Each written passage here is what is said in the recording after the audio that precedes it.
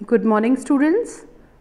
जो लेक्चर हमारा चल रहा था प्रसार शिक्षा के अंतर्गत प्रसार कार्यकर्ता के गुण, qualities of an extension worker, उसी के अंतर्गत जो अन्य गुण हमें पढ़ने हैं आज उसी को पूर्ण करते हैं, अपनी कक्षा को कंप्लीट करते हैं।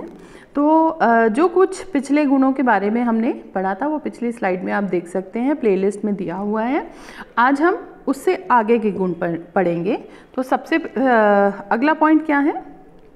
जो प्रसार कार्य करता है उसे साहसी, संयमी और परिश्रमी होना चाहिए। He should be courageous, disciplined and hard worker. क्योंकि कोई भी निर्णय लेने के लिए साहस की आवश्यकता होती है। अगर वो खुद डरता रहेगा या किसी प्रकार से दबाव महसूस करेगा तो वो निर्णय नहीं ले सकता। और प्रसार कार्य करते हुए बहुत से ऐसे पॉइंट्स आते हैं, बहुत से ऐसे क्या कहें कि मुद्दे आएंगे जहां उसे कोई स्ट्रिक्ट निर्णय, कोई कड़ा डिसीजन लेना पड़ सकता है। तो उसे बहुत साहसी, निडर भी होना चाहिए लेकिन संयमी भी होना चाहिए। प्रसार में एक महत्वपूर्ण चीज़ होती है संयम, यानी आपका पेशेंस।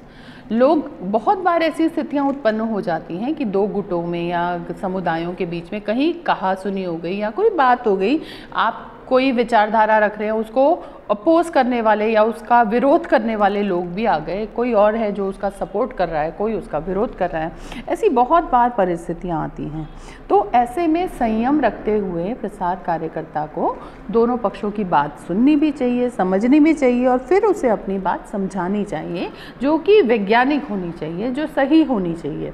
तो वो एक गुड डिसीजन मेकर तो होना ही चाहिए, एक क्या कहें कि एक अच्छा निर्णय लेने वाला व्यक्ति तो होना ही चाहिए।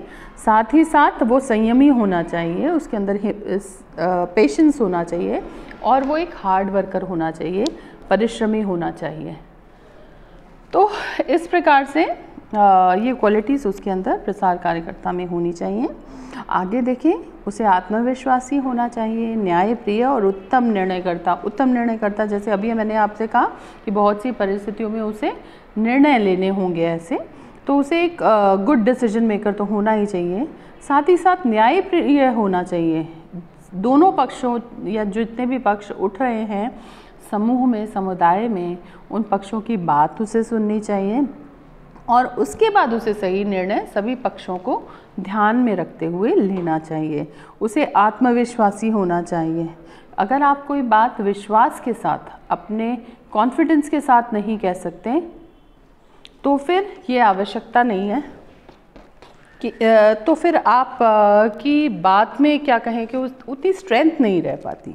तो हो सकता है आप निर्णय सही ले रहे हैं लेकिन पूरे जोश और विश्वास के साथ अपनी बात नहीं कह पा रहे हैं, रख पा रहे हैं, तो फिर उस स्थिति में उसका प्रभाव इतना नहीं पड़ता। तो कॉन्फिडेंस एक बहुत ही महत्वपूर्ण चीज़ है जो कि एक प्रसार कार्यकर्ता में होनी चाहिए, क्योंकि वो एक रोल मॉडल की तरह भूमिका निभाता है पूरे समुदाय में, पूरे ग्रामीण क्षेत्र में, समुदाय में। तो एक रोल मॉडल की तरह देखा जाता है। तो उसे न्यायप्रिय भी होना चाहिए और उसे उत्तम निर्णयकर्ता भी होना चाहिए और आत्मविश्वासी भी होना चाहिए। फिर उसमें दूरदर्शिता होनी चाहिए, फोरसाइटेडनेस बोलते हैं जिसे। दूरदर्शिता से क्या तात्पर्य है? आप कोई भी कार्यक्रम प्लान करते हैं तो उसमें आगे सोच के चलते हैं कि हाँ अच्छा इसके क्या प्रोज एंड कॉन्स हो सकते हैं या क्या आगे समस्याएं आ सकती हैं। आप उसकी तैयारी थोड़ा सा पहले ही 4C कर लें। 4C से मतलब यही है कि आप पहले से ही थोड़ा आइडिया लगा लें कि आगे हमें क्या समस्या हो सकती है या आगे क्या कठिनाई आएगी, उसकी तैयारी मैं पहले ही कर लूँ। कि आप को मौसम ख़राब और ये सब में ही होता है ना, मौसम ख़राब लग रहा है तो हम क्या करेंगे, अच्छा चलो जा रहे हैं, मौसम ख़राब लग रहा है, बारिश हो सकती है, तो हम छाता लेके चले जाते हैं। तो थोड़ी सी दूरदर्शिता हर व्यक्ति में होती ही है। यहाँ भी उसे अपनी दूरदर्शिता का इसलिए क्या कहें कि दूरदर्शी होना आवश्यक है क्योंकि वो उसके ऊपर नियोजन, संचालन सब कार्यक्रम का, विकास कार्यक्रम का जुड़ा हुआ है। तो आगे लाभ हो, उसका परिणाम, दूरगामी परिणाम कार्यक्रम का अच्छा हो, इसके लिए नियोजन करते हुए या संचालन करते हुए कहीं कोई बदलाव, थोड़े बहुत चेंजेस लाने हो तो वो कर सके, इसके लिए उसमें दूरदर्शिता का गुण होना बहुत आवश्यक है। ग्रामीण विकास के प्रति उसे आस्थावान होना चाहिए। He should be devoted to rural development. अगर खुद आस्था नहीं रखेगा विकास में, विकास के लक्ष्यों को वो व्यक्ति प्राप्त नहीं कर सकता। तो आस्था होनी चाहिए उसकी विकास में। और बहुत बार ऐसे क्षण आएंगे जिसमें कि लोगों का विश्वास उस कार्यक्रम में से छूटने लगेगा या कमज़ोर होने लगेगा। ऐसे में लोगों में उत्साह जगाना, उनके धैर्य को बनाए रखना, उनकी शक्ति को बनाए रखना और कार्यक्रम के प्रति आस्था को बनाए रखना, ये चीज़ बहुत आवश्यक है और ये एक इम्पॉर्टेंट भूमिका है प्रसार कार्यकर्ता की। नेक्स्ट है कि नई तकनीकों और पद्धतियों में विश्वास करना। नई तकनीक यानी कि बहुत सारे नई खोजें होती रहती हैं, न्यू टेक्निक्स होती हैं, मेथड्स नए आगे चलते हैं, नई खोजें होती हैं, विज्ञान की नित्य नए अध्ययन और खोज होते रहते हैं। तो उस नए में को सकारात्मक दृष्टि से हम देखें और उसको अपनाने के प्रति हम आस्था रखें, तभी विकास संभव हो सकता है। तो हर क्षेत्र में नई नई खोजें होती ही रहती हैं, तो उसकी आस्था होनी चाहिए और उसका विश्वास होना चाहिए कि इन नई पद्धतियों में, तभी वो उनको सोच विचार करके ग्रामीणों को उसे अपनाने के लिए प्रेरित कर सकता है। फिर वो साधन संपन्न या रिसोर्सफुल होना चाहिए। यह भी अत्यंत आवश्यक है कि प्रॉपर अप्लायंसेस, मशीनरी या जो उसको व्यवस्था चाहिए अपने कार्य को संपादित करने के लिए, वो होनी चाहिए। अब मान लीजिए उसे किसी विभाग को पत्र लिखना है, तो पत्र लिखने के लिए उसको कंप्यूटर, टाइपराइटर या जो भी ऐसी चीज़ होनी चाहिए, वो साधन उसके पास होना चाहिए।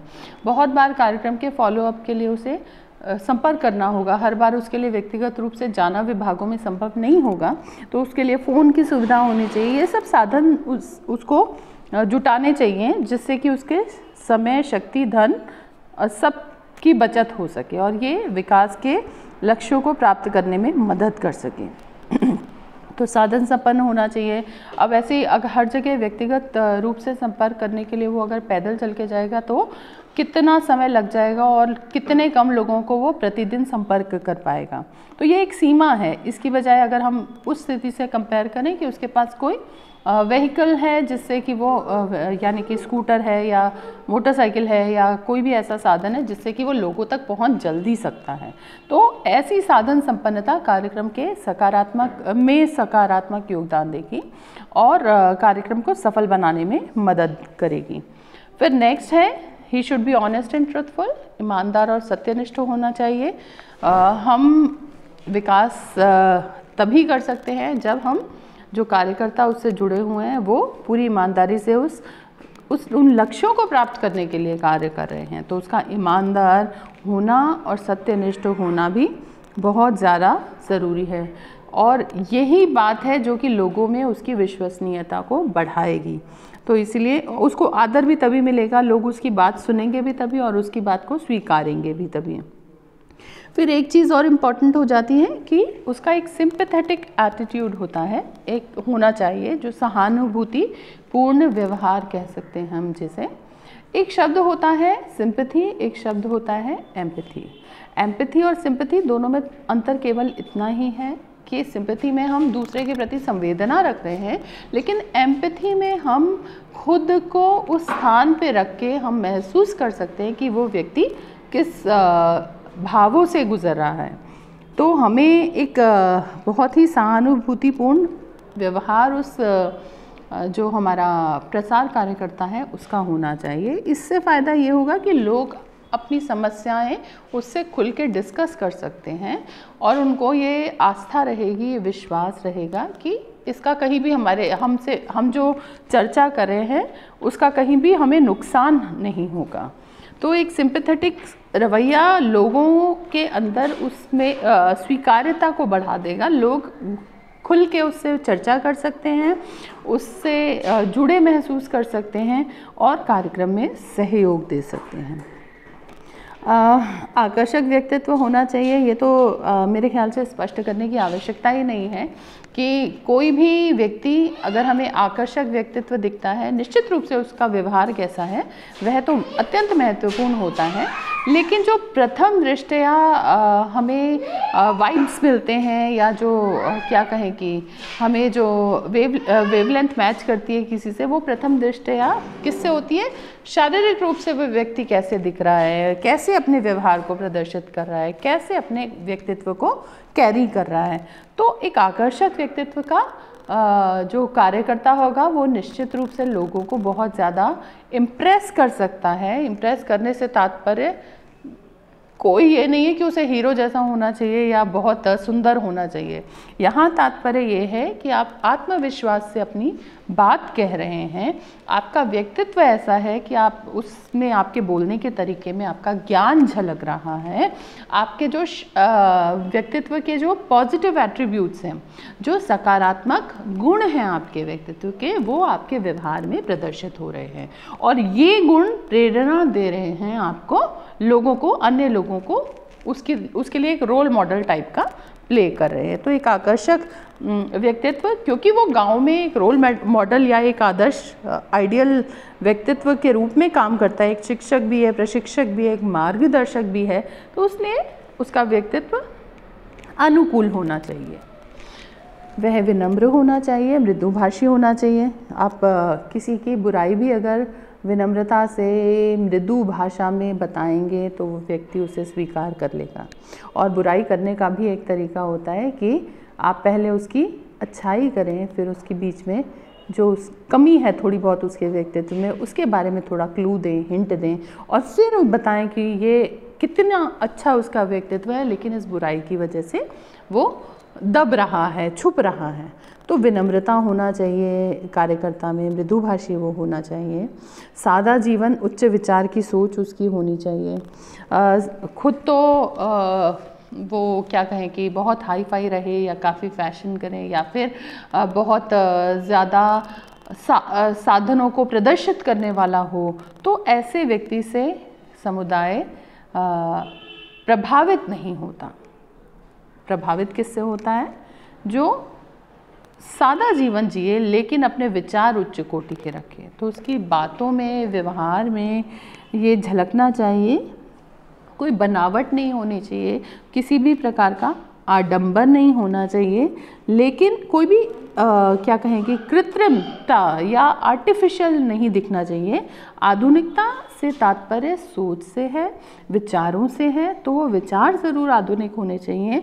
जीवन सादा होना चाहिए जिससे वो उसका जीवन प्रेरणा दे सके ग्रामीण समुदाय के बाकी लोगों को। एक उसके अंदर सर्विस एटीट्यूड होना चाहिए, सेवा भाव होना चाहिए। यह भी बहुत ज़रूरी है क्योंकि ये एक कार्य के रूप में या एक पेशे के रूप में नहीं देखा जा रहा।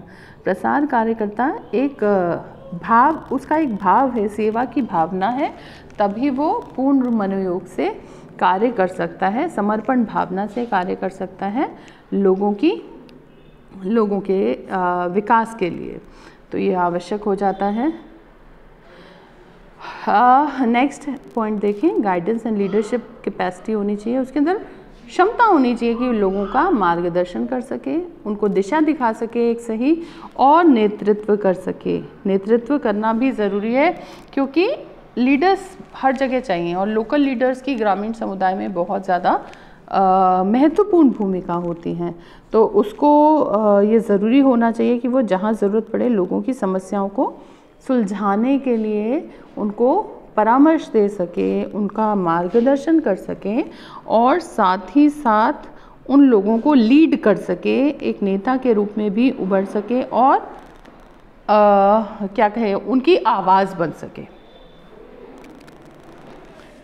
नेक्स्ट क्वालिटी देखें, उसके अंदर संगठनात्मक क्षमता होनी चाहिए क्योंकि अकेला वो सभी कार्यों को तो संपन्न नहीं कर सकता, उसको टीम बनानी पड़ेगी, टीम को साथ में लेके चलना पड़ेगा, सहयोग करना पड़ेगा, डेमोक्रेसी रखनी होगी, प्रजातांत्रिक तरीके से कार्यों को संपन्न करना होगा।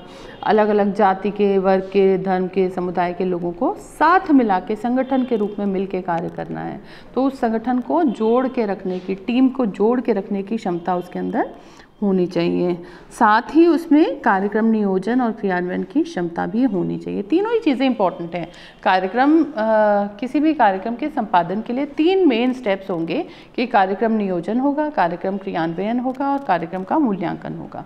हालांकि कार्यक्रम नियोजन एक अलग टॉपिक है, उसको हम डिटेल में पढ़ेंगे, लेकिन मुख्य रूप से आपको प्लान करना पड़ता है, उसको एग्जीक्यूट करना पड़ता है और फिर इवैल्यूएट करना पड़ता है कि क्या सही किया और क्या गलत किया।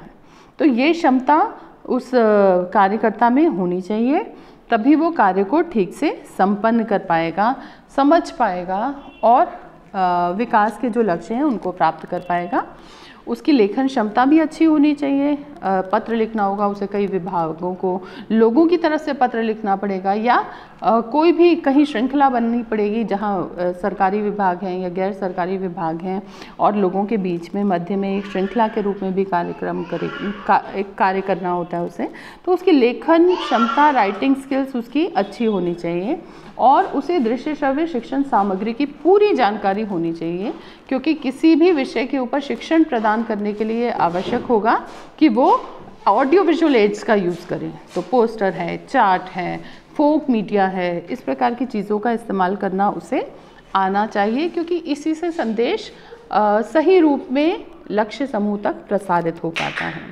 और बहुत महत्वपूर्ण है, क्योंकि हर सब्जेक्ट का ज्ञाता वो नहीं होगा, हर विषय, हर सब्जेक्ट का एक्सपर्ट वो नहीं होगा, इसीलिए उसकी एक्सेसिबिलिटी होनी चाहिए सभी सब्जेक्ट मैटर स्पेशलिस्ट के तक, विषय विशेषज्ञों तक उसकी पहुंच होनी चाहिए, तभी वो इन कार्यों को जो हमारा कार्यक्रम के जो लक्ष्य हैं उनको प्राप्त कर सकता है। क्योंकि कभी पोषण का कार्यक्रम प्लान किया जा रहा है, कभी स्वास्थ्य से संबंधित कोई कार्यक्रम आयोजित किया जा रहा है या कभी बाल विकास से संबंधित कोई कार्यक्रम आयोजित किया जा रहा है, तो इसमें उसे कभी डॉक्टर्स की ज़रूरत पड़ सकती है, कभी एजुकेशनिस्ट की ज़रूरत पड़ सकती है, कभी साइंटिस्ट की ज़रूरत पड़ सकती है। तो उसकी पहुंच उन तक होनी चाहिए जो अपने निश्चित क्षेत्र में एक्सपर्टीज़ रखते हो, विशेषज्ञ हों, ताकि लोगों को उनसे पूरा लाभ मिल सके। फिर रीति रिवाजों, संस्कृति और लोक परंपराओं के प्रति आदर का भाव होना चाहिए। किसी भी प्रकार से लोगों की धार्मिक भावनाओं को ठेस नहीं पहुंचानी चाहिए और निष्पक्ष होना चाहिए। किसी कास्ट के प्रति, किसी लिंग के प्रति, किसी संप्रदाय के प्रति उसका झुकाव नहीं होना चाहिए, पूर्णतया वो निष्पक्ष होना चाहिए।